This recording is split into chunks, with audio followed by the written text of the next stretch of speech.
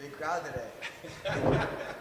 Well, Cody, welcome back, man. I guess, in the grand scheme of things, 11 months isn't really that long, but it just seems like you went through a whole lot over the course of 11 months. So I guess right now, how does it feel to be back on a fight week getting ready to compete?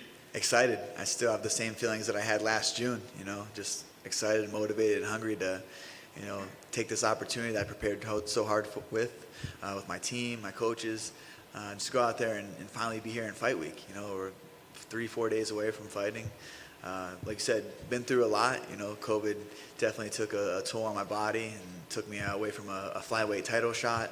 A lot of opportunities, but I take it with a grain of salt. I'm thankful for my health. I'm thankful to be here. It showed me a lot.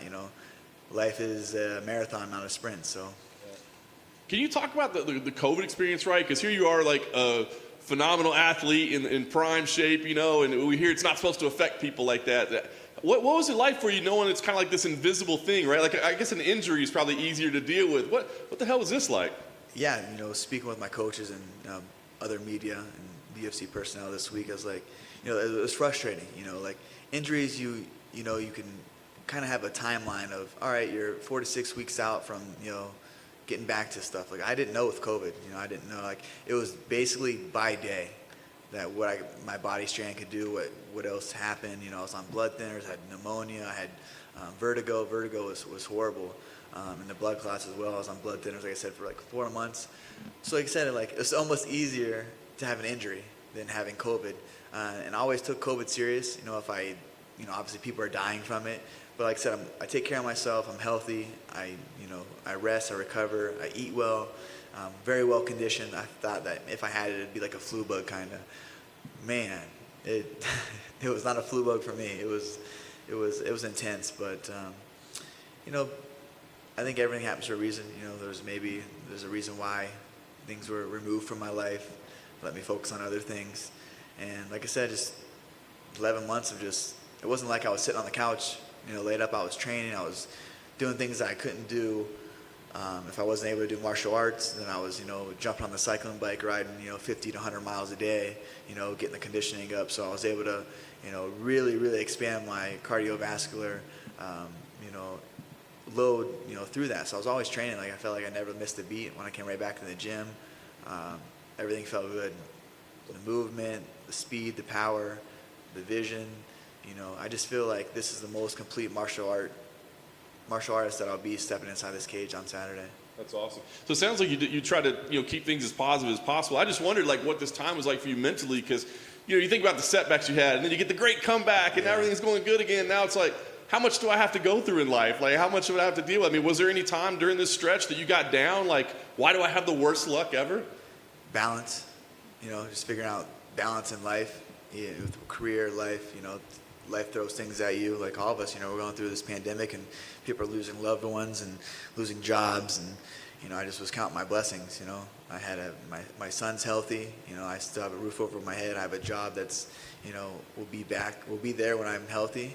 And a lot of opportunity. It could be worse. I could be coming off a knockout loss or a loss, and then have to deal with that shit again. You know what I mean? I was like, well, I've been through worse. I could say, a 3-fight skid is, this is pretty bad to come over, but I think that learning and growing process of going through that in my career, in my life, and where I was at, helped me just, mentally to understand and cope with it, not get myself down about, losing opportunity to fight for a world title, because it's right there. I'm right there. I just gotta stay focused and stay hungry, and get healthy first off. And those opportunities will present itself. I'm on the right path. I kept telling myself I'm on the right path. I'm doing what I need to do. I'm showing up every day, and, putting those small deposits in for the big deposit on Saturday. Speaking like a mature man, does it feel like you're growing up at this point? I'm about to be 30, man. I got some white hairs in my beard and shit. That's awesome. Talk about watching the title fight that you were supposed to be in, right? What was that experience like for you? Yeah, you know what? That was actually a cool experience to watch. That you got to see those guys, and Davison showed a lot of holes, and Moreno showed a lot of things that exploited his weaknesses. The wrestling. I think the strikes on the brakes with Figgy's having his hands down was a huge thing. And pressure on that wrestling, the takedowns. Obviously, the low blow. I called that. I said it was going to be a majority draw because of that. I think that if Moreno had, more pop in his punch, he could, get Davison hurt and take him out. And I think if Davison didn't cut as much weight, wasn't as fatigued, in those rounds, he could have, had more, pop on his punch to take Moreno out. Nonetheless, it was a great fight. I'm excited to, hopefully, have an entanglement with one of those guys in the future. But first and foremost, we're focused on Rob. It's a great opportunity for me in my career to showcase, my skills against Rob. Yeah. So I was going to ask you about that. I mean, 35 now, which I think you had said, look, I'll go to 25 for a title, but I don't really want to do it for non-title. But is that still the path? Like, hey, I'll take 35 as long as you need me to, but really I want that 25 title?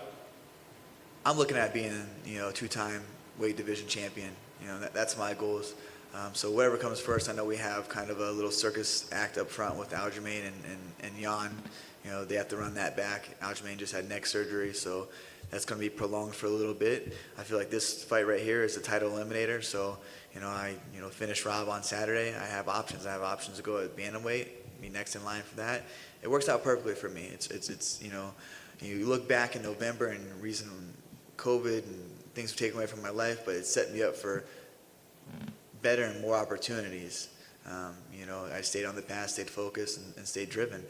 So I know I win this fight Saturday. I can have next in line for a bantamweight title shot, and Figgy and them fight a few weeks after me.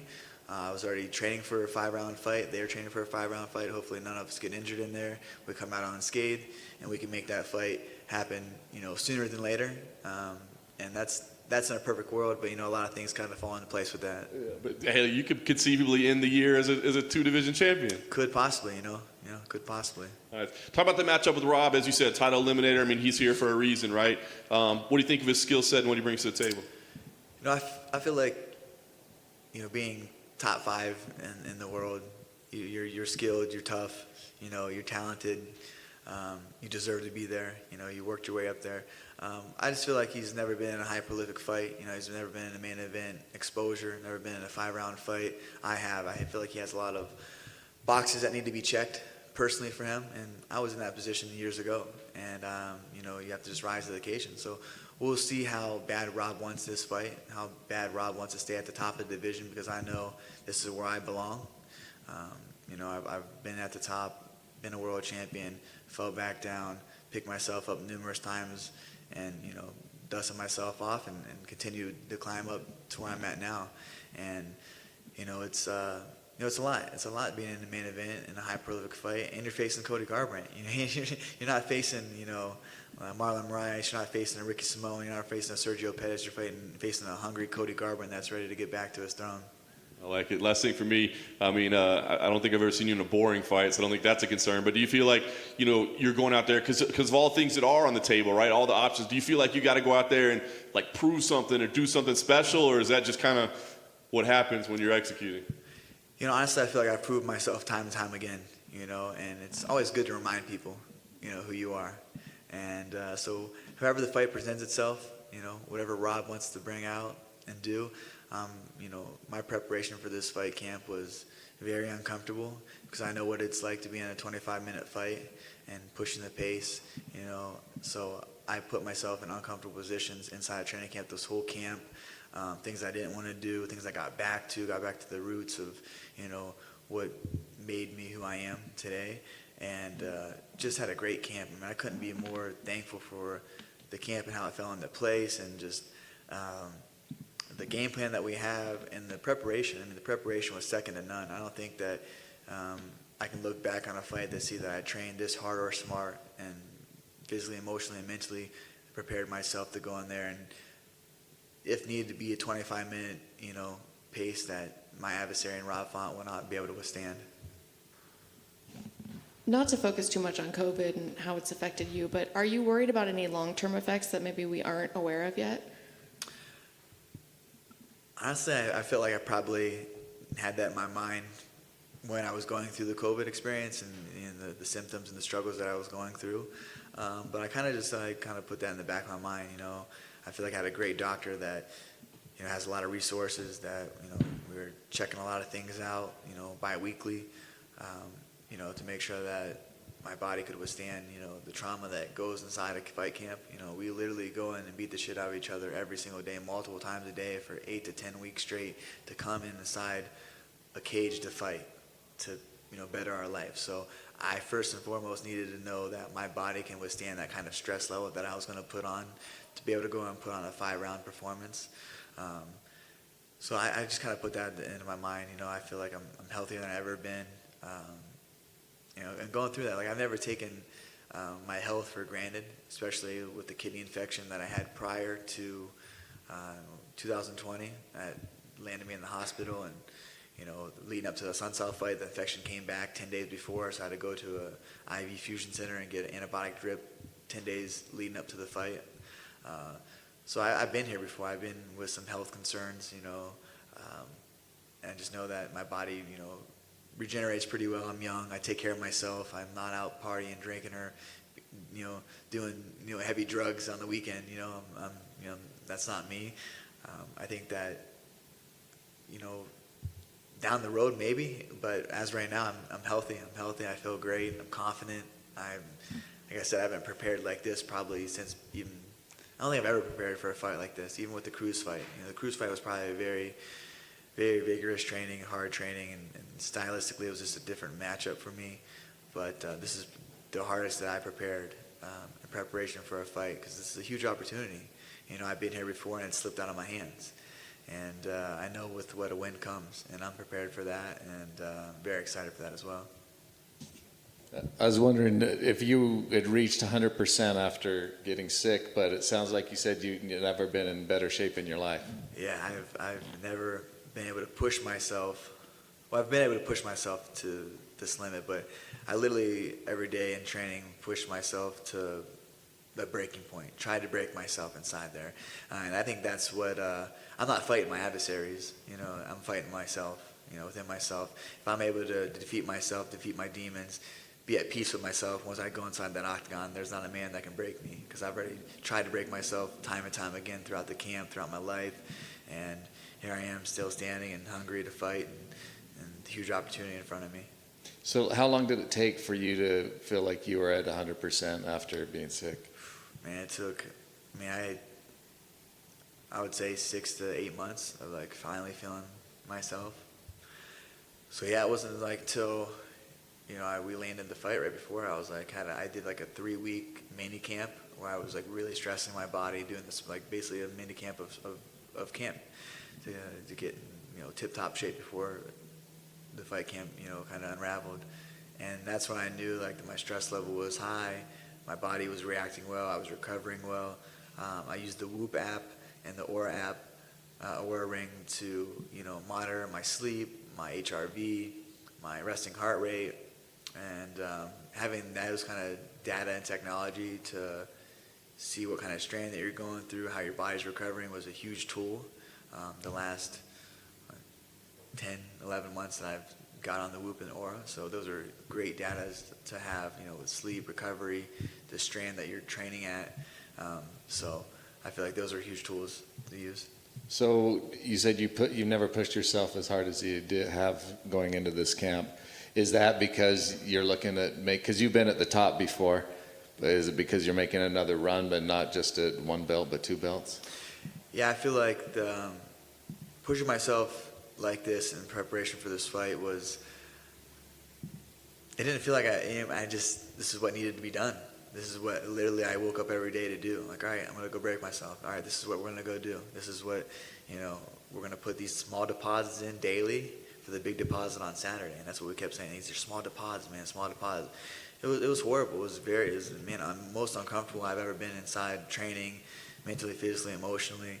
And that's how for me, I have to be able to defeat myself going in there. And if I don't do that, you'll see an emotional fighter that just doesn't really give a shit about anything, that goes in there and fights recklessly with no aim, But my purpose is to be the best in the world, and I battled my demons time and time again, and I prepared very well for this fight, and I'm at peace with myself. I'm excited. I've had a smile on my face since I got to fight week. Just to be able to there's a time in my life that I didn't want to do media, that wasn't enjoyable to speak to or talk about fighting, because my heart and passion was not in fighting. I was so taken away from fighting and everything about it. I feel like I was even going in the gym just clocking in and clocking out. You know, it felt like a job to me. And this is something I love to do. I feel like this is what I was put on this earth to do.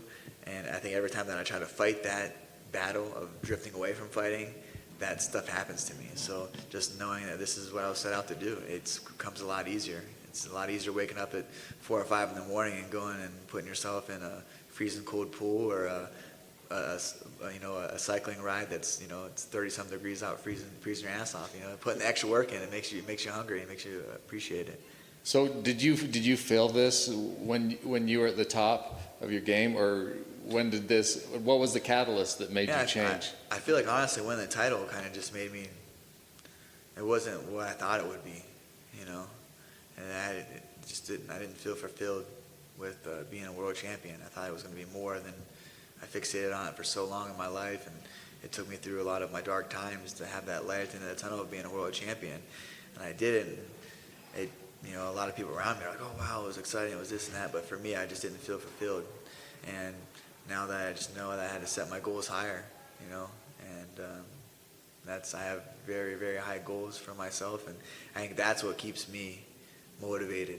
I don't even say motivated, because motivation comes and goes. You can be motivated on Monday, and by Tuesday that shit's gone. So I'm driven. How much higher can you go than the belt? Man, there's so much. I think being a world champion, so many doors open for you outside of fighting. You become a partner with the UFC.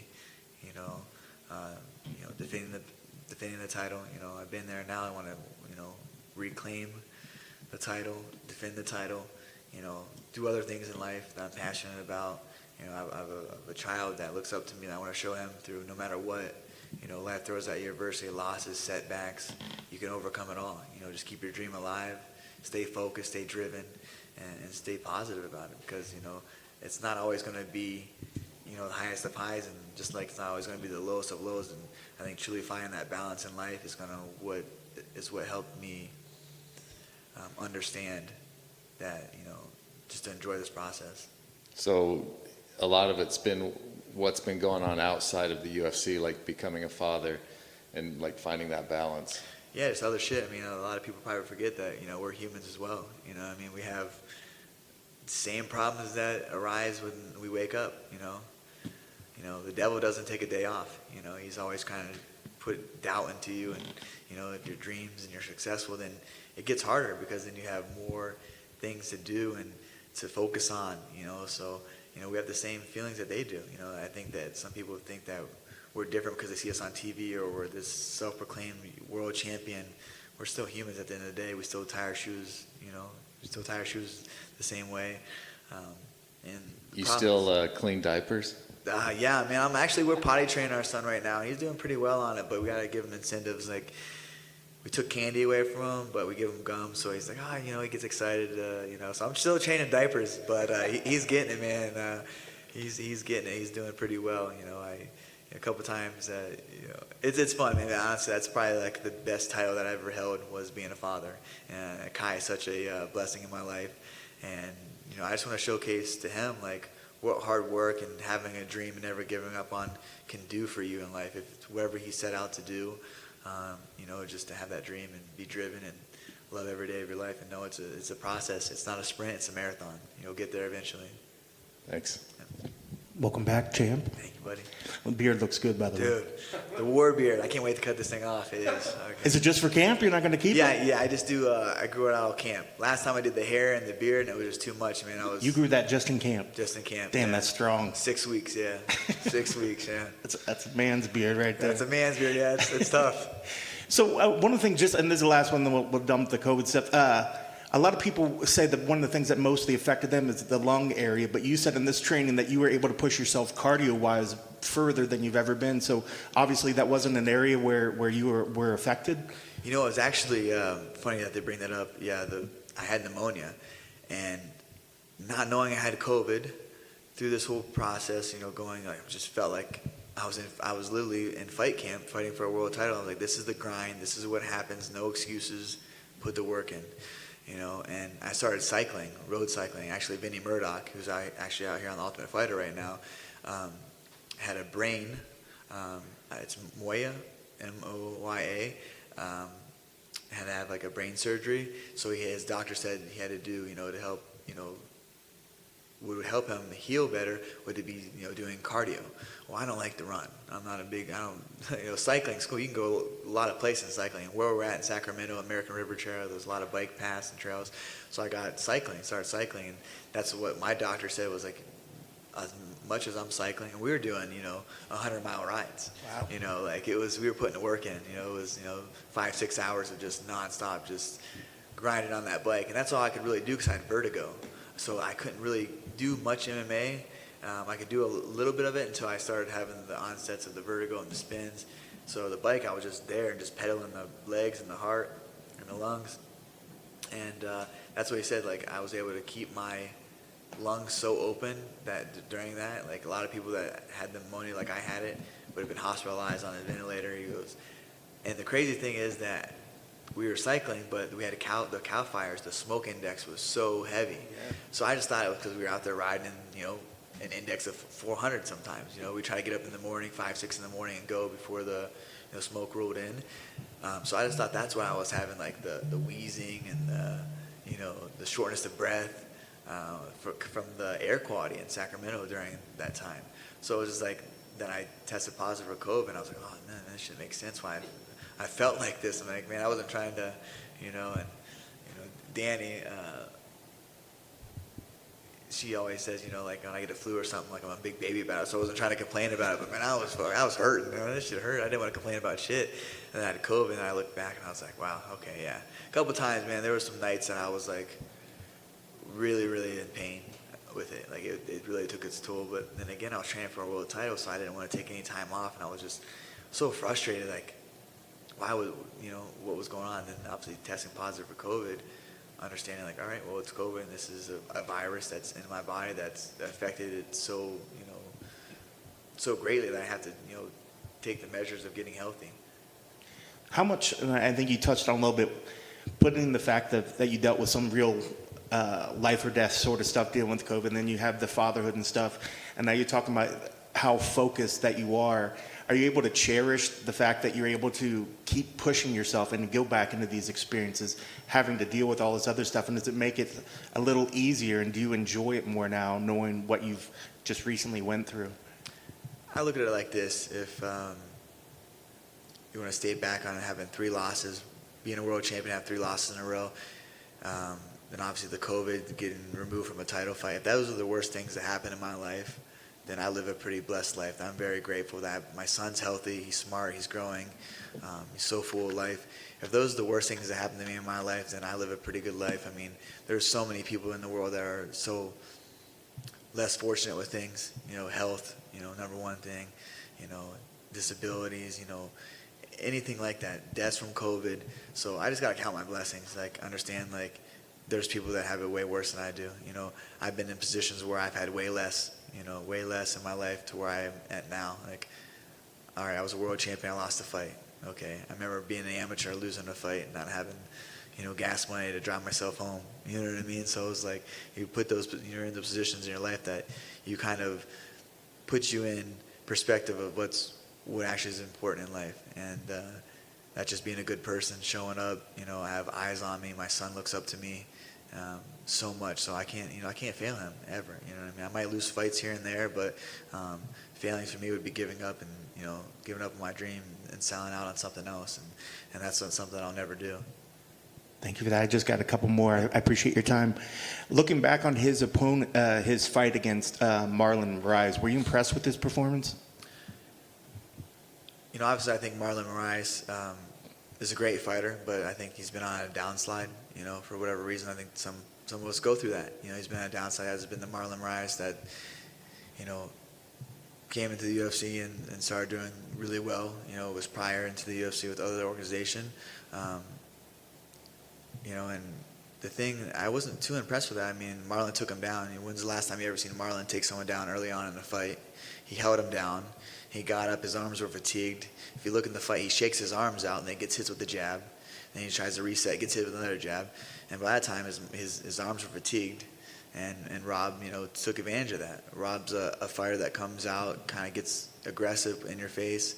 And so you got to match that aggression. You got to match that pace. And that's something that if he wants to come out every round and get in my face, he's going to be in for a long night. So I wasn't too impressed with that. Good win on Rob, taking out Marias. He was a title challenger, a very good fighter, but I don't think that Marlon has been the same fighter since leaving Jersey, and actually, honestly, since his loss to Henry Cejudo. I don't think that he's been the same. And then last thing, give you a little chance. How's the No Love Bullies doing? And is it great to have that as outside, having a passion and a business on the outside of this? Yeah, the passion for bullies and pit bulls have been my whole life. I've had pit bulls, and they're such a misunderstood breed. I bought my first dog because I wanted my son to grow up and have a dog and have a companion. And the American Bully, Canelo, is who I got him from, or who I named him. Just such a great dog, man. Such a great family dog.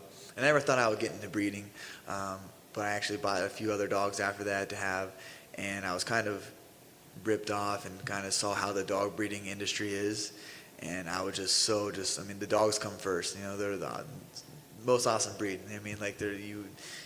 They're family, and that's what they're treated are. So I got a bunch of them, and I never thought I was going to breed, but I got taken over by some breeders that were did bad business. So we got into it and we wanted to be, first off, good faith breeders, ethical and morals, and kind of change the game almost. We health test all of our dogs, make sure the puppies are healthy before they go to someone's family. That's the last thing. If someone spends hard-earned money on a puppy and then the dog's not healthy and they have all these vet bills, that's I've lost a lot of dogs from that. And so the passion's good. We do it at my mom's facility in Ohio. My brother works there for him as well, and it's great, man. Being able to give some of those families, adding to the families and how happy and excited they are. If they lose a dog or if they can't have children, they come, and we're adding to their family. So, and I have the platform to be able to, showcase that not all dog breeders are horrible. Anyone can come out to our facility, check out how our dogs live. They're treated like, family. So I wanted to first and foremost go inside the dog breeding industry, change that, because there's some horrible dog breeders out there that I would love to get in the cage and beat the shit out of them, to be honest. But you can't do that in this world. But yeah, no, first and foremost, what you're able to add to people's families. So we're doing well, man. It's doing well. I just started having my first couple of breedings. I kept one of the dogs at my home in Ohio. So yeah, those dogs got me through some of my darkest times too. A dog is spelled God backwards. So there's a reason for that. They're absolutely beautiful. Oh, thanks. Boy, they're super, super impressive. Hey, hopefully Dana will let me one day walk my dog out to the cage. That'd be pretty cool, huh? You get that bell, he can't stop you, right? Right, yeah. Let's go. I'm getting two of them. Thanks, guys. Appreciate it.